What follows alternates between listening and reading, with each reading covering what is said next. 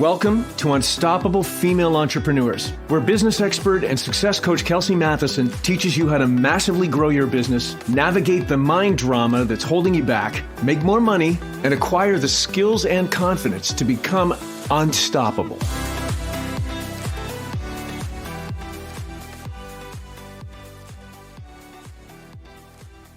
Hello, my amazing friends. Welcome to the Unstoppable Female Entrepreneurs podcast. I'm Kelsey Matheson, and you are listening to episode number 8. Last week, I talked about the grind. I talked about it being a real thing. I talked about being neck deep in the grind as we work towards making our first 100K in our businesses. And I talked about it being a really important part of our growth as entrepreneurs. What you learn during the grind is truly irreplaceable in terms of growing your resilience muscles, in terms of the knowledge that you gain, the lessons you learn, and the skills you develop. The grind helps you to develop a solid foundation that you can grow your business from. The grind will help you to become an unstoppable entrepreneur.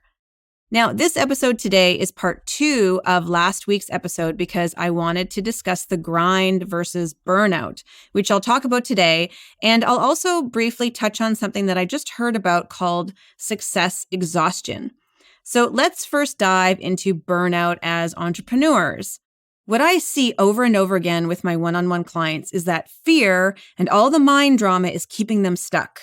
So they procrastinate, or they give up when they experience failure, or they get stuck in passive action. And what I mean by passive action is that they're consuming, right? Passive action is where you consume all the books and all the courses and all the podcasts and all the freebies, everything you can consume that you think will help you build your business. And I also see with many of my clients that there's not a lot of massive action taking place. So massive action is where you are taking actions that require you to step outside your comfort zone and where you might fail, but these are the actions that will actually give you the results that you're working towards. With passive action, there's no risk. You can consume all day long, 7 days a week, but at the end of the day, it won't help you to actually build your business. And I also see a lot of female entrepreneurs overworking, and in turn, they burn themselves out. And I think it's also important to mention that a lot of people associate overworking with making money. We think that if we want to make more money in our business, then we need to work harder. And I'd just like to offer that overworking won't make you more money. It'll just burn you out. Now, offering more value will make your business more money.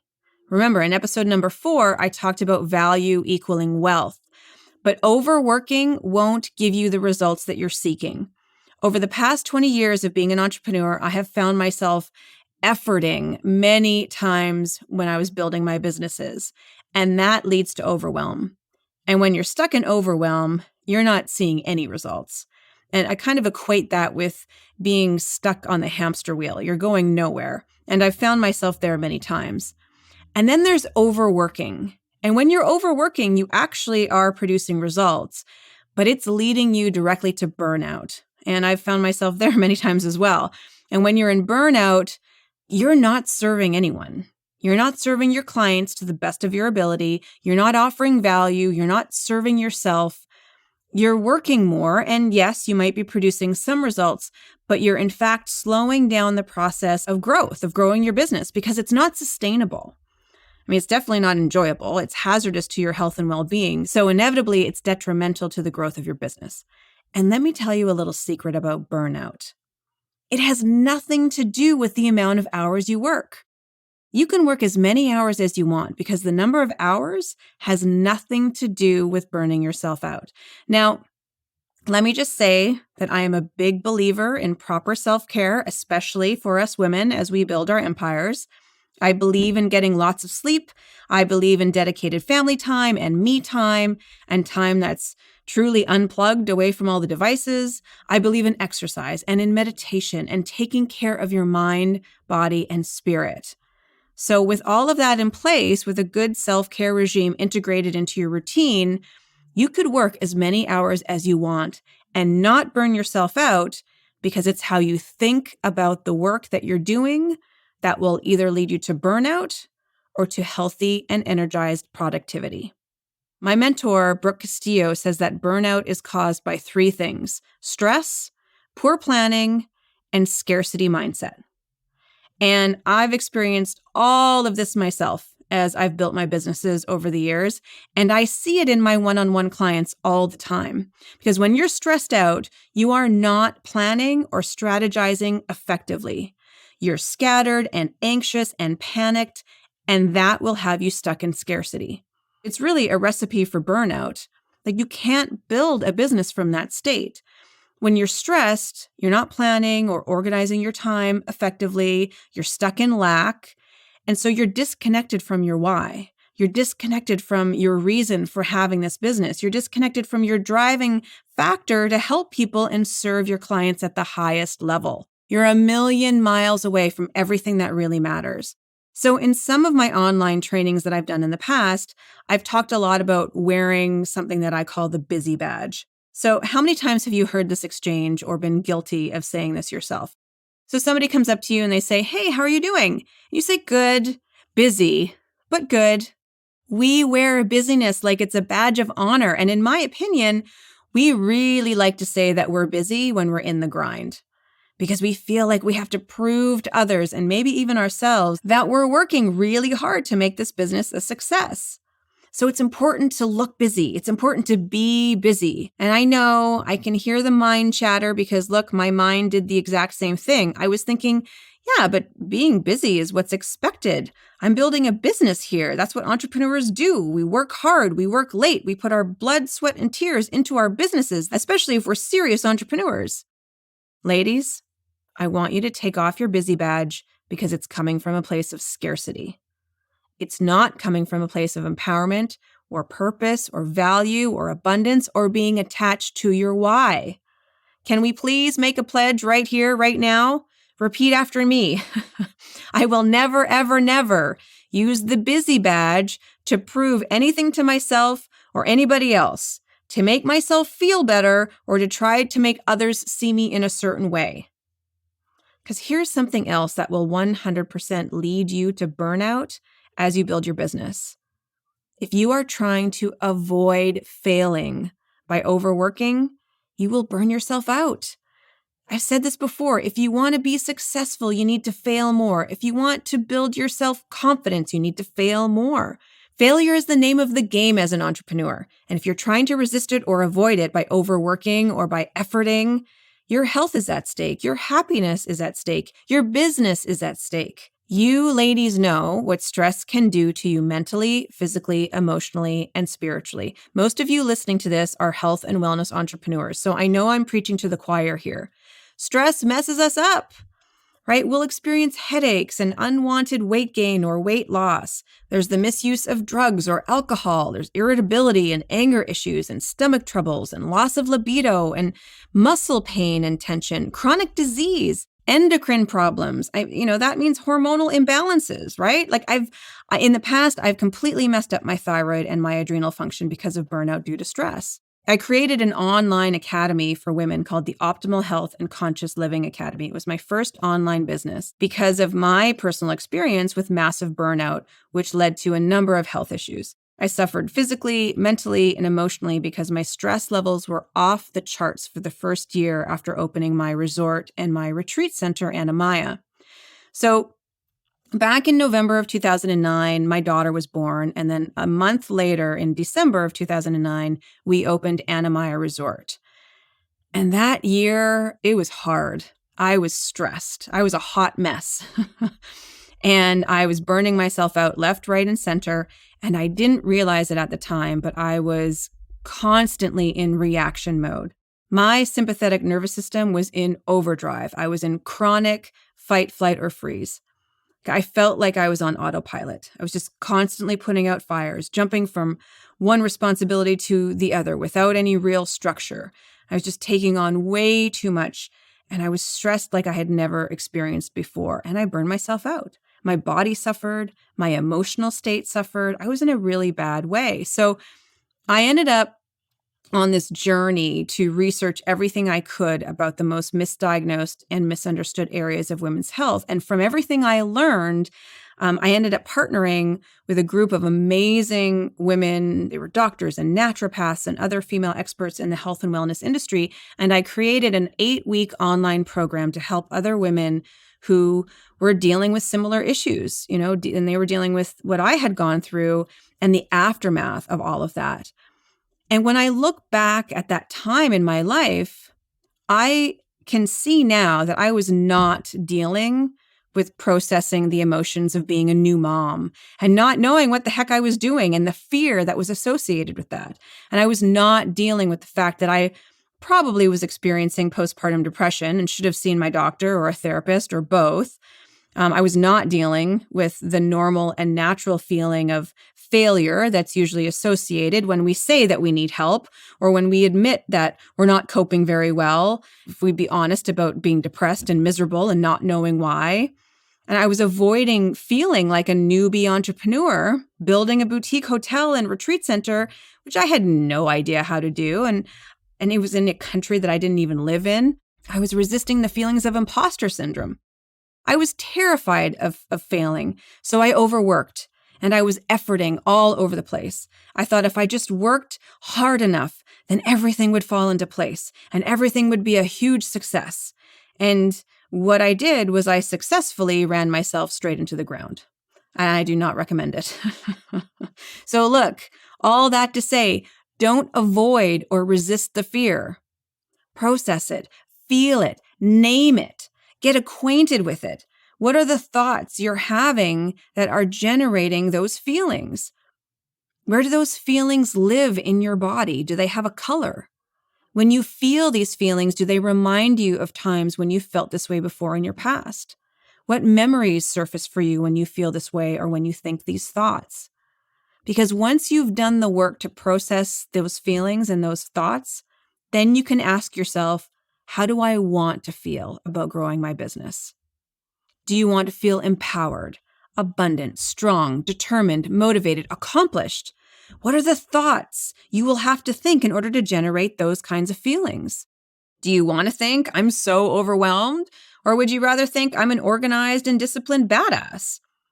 Do you want to feel sorry for yourself and stay stuck in victim mode? Or do you want to be clear on your next steps and strategy?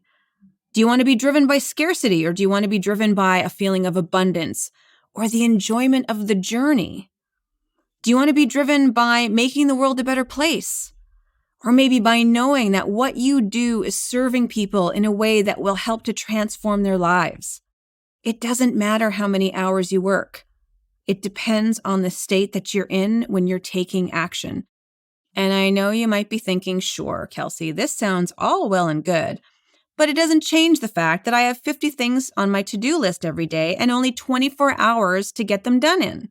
Self-care sure sounds nice too, but it's not very realistic. Thinking that I'm a badass isn't going to change the fact that I have 50 things on my to-do list that I have to tackle. Look, I hear you, but let me ask you a question. Why did you put 50 plus things on your plate in the first place? Is it possible you were operating from scarcity when you made that choice? Because it is a choice. You don't have to check those 50 items off your to-do list every single day. And my next question is, are you rushing the result? If you put more on your plate than you can handle, then you may be rushing your result, which means you are more attached to the result than you are your why. It means you're in a hurry. And why is that? Maybe you think life will be better on the flip side once you've achieved the result, once you've achieved your goals. That right there, my friends, is scarcity. And it's very common. But please hear me when I say that life won't be better when you achieve the result you're trying to rush. Yes, it'll be different, but it won't be better. Because if you think it will, once you get there, you're going to be very disappointed. Be attached to your why as you build your business. Be attached to how you're transforming lives. Be attached to the journey of growth as an entrepreneur. Release the result so you can slow down and see the forest for the trees and be productive in your plan and properly implement the strategies.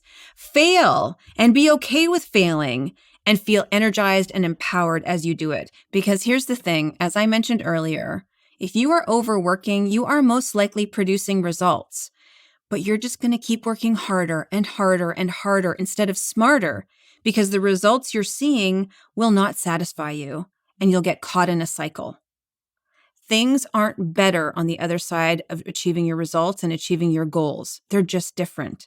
But if you keep thinking that life's going to be better, then you're just going to keep chasing that down and you will never be satisfied. And that's what'll burn you out. In the past, when I've caught myself wanting to hurry, I realize I'm operating from a place of being attached to the goal that I'm trying to achieve and not the reason why I want to achieve it. It's important to remind ourselves that rushing is the opposite of being productive. It serves no purpose. And it happens to me all the time. I set a goal for myself, and I know the reason why I'm setting the goal, but somewhere in the process of trying to achieve it, I end up being more attached to the result. So I want to rush it. Right? I want to make the 50K, or I want to sign up the 15 new clients, or whatever it is. And I get caught up in making that happen and I lose sight of what's important. So I work with my coach. I'll take a step back. I'll take a nice deep breath and I look at my plan of taking massive action from a new perspective.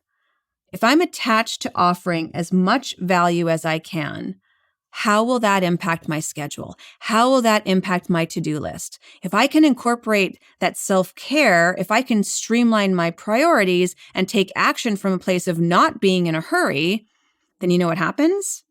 I'm twice as productive. I'm more creative. I connect more with my audience. I have a lot more fun, and I'm not putting my health or my business at risk. I mean, what a concept, right? And here's another secret. As you become more productive from a more empowered state, you build up more momentum. And when you have that momentum built up and you're enjoying the process and you're working smarter, not harder, you'll go further faster. Overworking will only lead you to burnout faster. Okay, so before we end this episode, I want to discuss something that I heard a couple of weeks ago called success exhaustion from Dr. Tanji. So Dr. Tanji is a certified life coach from the Life Coach School, which is the same school that I'm certified with. And she's also a physician. So she coined the term success exhaustion, which I love. And essentially, success exhaustion is when you still feel overwhelmed and unfulfilled after you've achieved many of your goals and you've experienced a certain level of success that you've been working towards achieving. And she says the cause of success exhaustion is because you're relying on external validation for your sense of happiness and success, rather than your own internal guidance.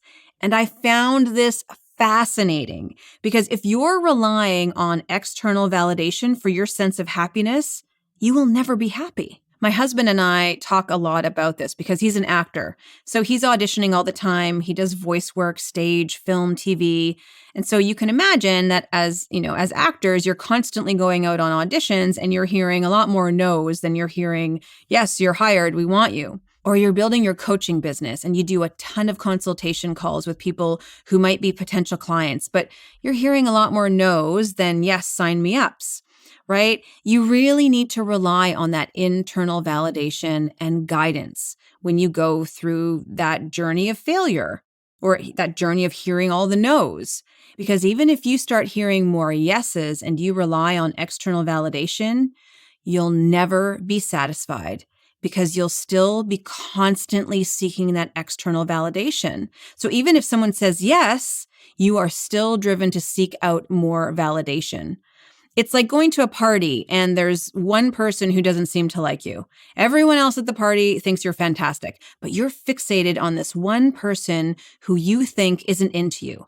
And your mind is spinning and ruminating. Why don't they like me? What did I ever do to them? Do they think that they're better than I am? What did I do wrong? If you rely on external validation, you will never be satisfied because there will always be people who don't like you.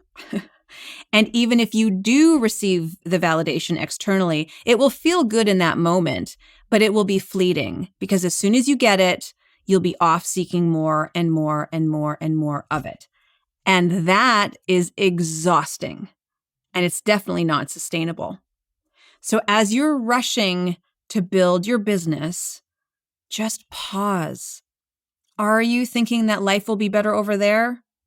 Are you attached to your results and what you think your results will provide you? Are you driven by external validation and by what others think of you? It's okay. I see this a lot with my clients, and I've experienced all of this myself and even more. Dealing with the grind and dealing with burnout starts with bringing awareness to your thoughts and the feelings those thoughts are generating. And this is where thought work comes into play. This is where working with a coach is incredibly important because we're dealing with human brains functioning in a way that they're supposed to. But when we bring awareness to what's really going on, then we take our power back and we truly become unstoppable. So the question I have for you this week is, what is the driving factor in growing your business and why? What is the driving factor in growing your business and why? I invite you to do a juicy journal entry about that question this week. And thank you again for all the messages and the comments and everyone contacting me, telling me how much they love the podcast. I'm so grateful. Thank you so much for listening. Have a fantastic week, and I look forward to next time. Ciao for now. Hey, if you'd like a weekly dose of motivation, inspiration, and actionable tips to grow your business while managing all the things, then you need to get on my email list. Just head over to kelseymatheson.com to join my list. And while you're there, check out the awesome free content I give away. If you enjoyed what you heard today, please share with other female entrepreneurs who need some love and support. And of course, if you haven't already, I would be so grateful if you subscribe, rate, and review my show on your favorite podcast player. Thank you for listening, and I look forward to connecting with you next week.